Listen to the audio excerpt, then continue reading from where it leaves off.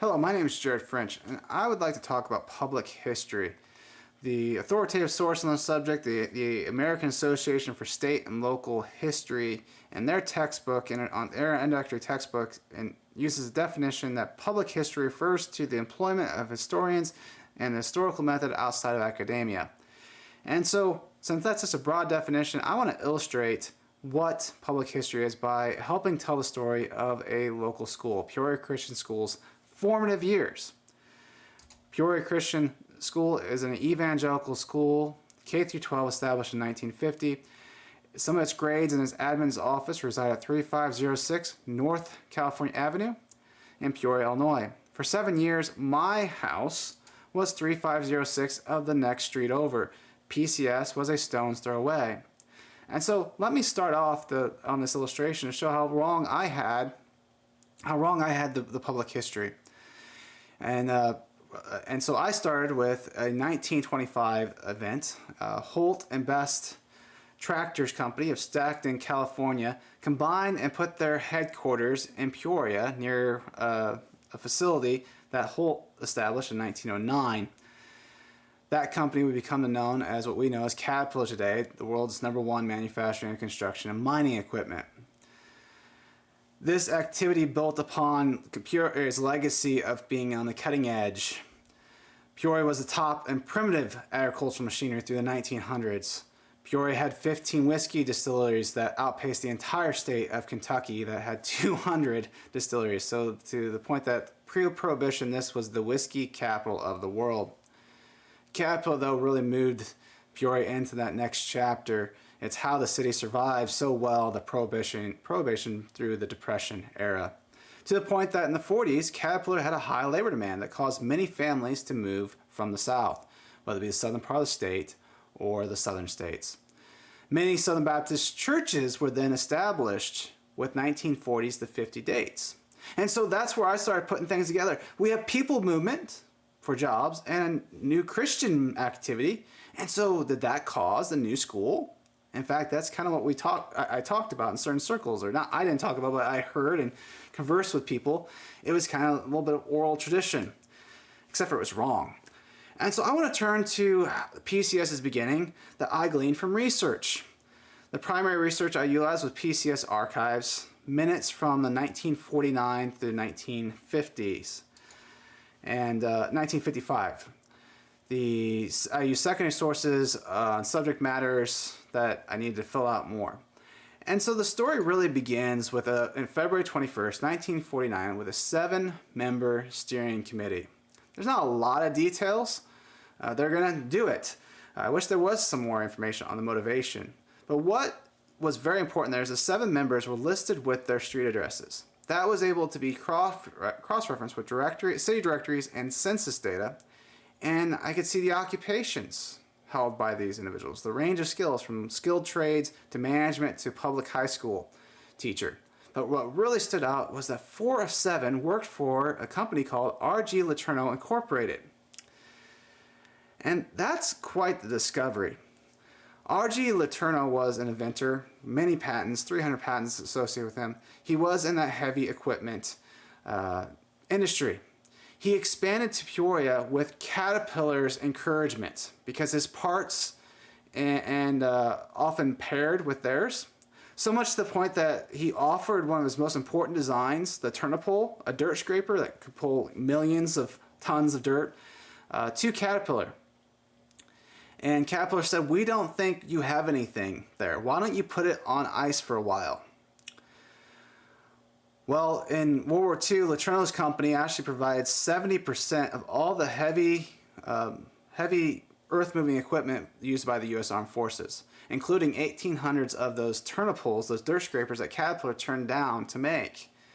Take that, Caterpillar. But more critical for this is Letourneau was a Christian. Starting in 1935, 90% of his earnings went into a foundation for Christian missions. He traveled over 200,000 miles a year preaching, "God is my partner." He was friends with Billy Graham. He is an evangelical. And so that evangelical vision, I think, rubbed off on these 1940s employees. That testimony, that being able to see that visionary leadership. And so they're taking this visionary step to establishing a evangelical day school. And this is where you think, well, visionary, there's so many of them. And you're correct. Between mid-1960 and 2000, 8,000 to 12,000 day schools were founded. You can throw a rock and hit one. And they're often on church grounds. They're connected with well-established Protestant, evangelical, or fundamental associations. They started because the 1960 Supreme Court cases that removed religious instruction and prayer from public schools. But here's the thing, before 1960, the National Association of Christian Schools claimed only 215 members for the entire country. 150 of those were founded between 1920 and 1960. So PCS is one of those. So much so that when a member wanted to explore deeper the day school concept, they had to drive to Chicago. And yes, we're the same state, but that's a little bit of a drive. Chicago is not the whole state.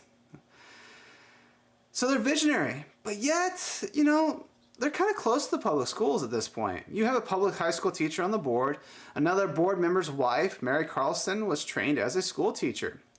In year number 2, she would become a teacher and then principal. In year number 2, you also witness a large purchase of books. That more of the budget went to the Peoria Public School, buying books from them than the Christian publishers. Mrs. Carlson, as principal, sat down with the public school's county superintendent, who said he would visit. So you have this being one of 215 schools like this nationally. They're not that different than that public school down the street at this point. And then on top of that, the next layer, you have parents pulling together pastors and churches. And the parents and the first circle that they went into, they saw themselves as evangelicals. And then they had the intentions to include fundamentals. And this is kind of strange because in the 40s and 50s, these terms are still somewhat in development. You can see research done by George Marsden to fill that out. But so in other words, they're not a flag that they're going to fly against one another in the 40s and 50s.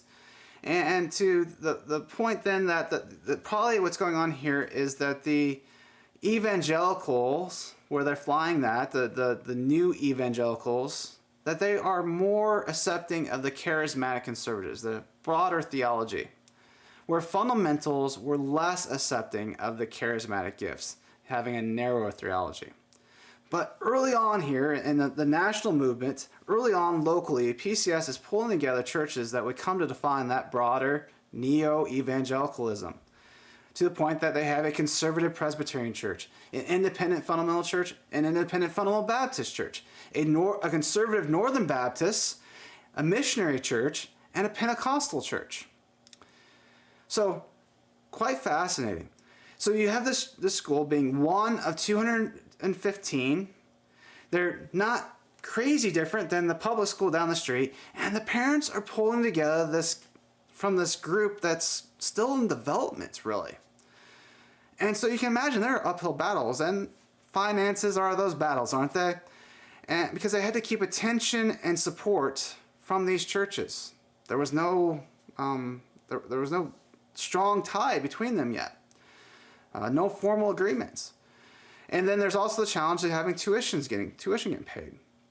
And so years 1 through 4, the bank account was always running low. Constant concern for the board. There was unpaid bills, and there was always this opportunity to expand, and so more bills would pile up. And so we'd often have to develop letter campaigns to inform the churches and the students' parents of the dire situation. But year 5, the 1954 to 55 school year, at the beginning, after paying bills, the treasurer reported 7 times the usual amount in the bank account. It's $700, but that's a lot more back then. And that's even after the previous year they had expanded to have a high school, which incurred more costs. While it opened opportunities, it also expanded more costs.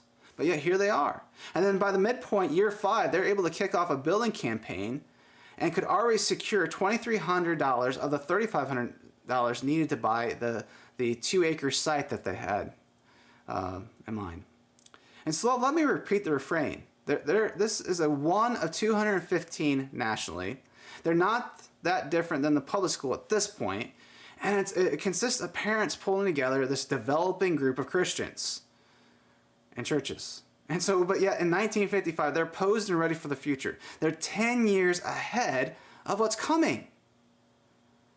And so let me land and notice how far off my initial assumptions were on PCS. I mean, their beginnings were a world apart of anything I'd ever heard about the other day schools that started in 1965 onward. I had no idea how unique of a situation they were in. And then Caterpillar was an indirect influence, not a direct. And then R.G. Letourneau's evangelical influence was in the backdrop here. And then Southern Baptists, who I thought would play a part, were in the ballpark parking lot.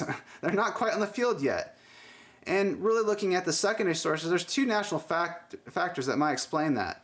George Marsden argues that Southern Baptists had too distinct of an identity to join the 1940s evangelical movement. Now, they would get involved later by a little name by Billy Graham, but 1940s, that early 50s, too early yet. Then Thomas Kidd and Barry Hankins point out that Southern Baptists would not start formal initiatives outside the South until after 1950. So you can see that these 40s, early 50 Peoria Southern Baptists would have some hesitation on how to interact with these other groups when their national denomination was going through those transitions. But what a lesson on public history. Getting back to the original sources, challenging oral tradition and assumptions that are out there. I hope this encourages you to dig in deep, and I also thank you for your time.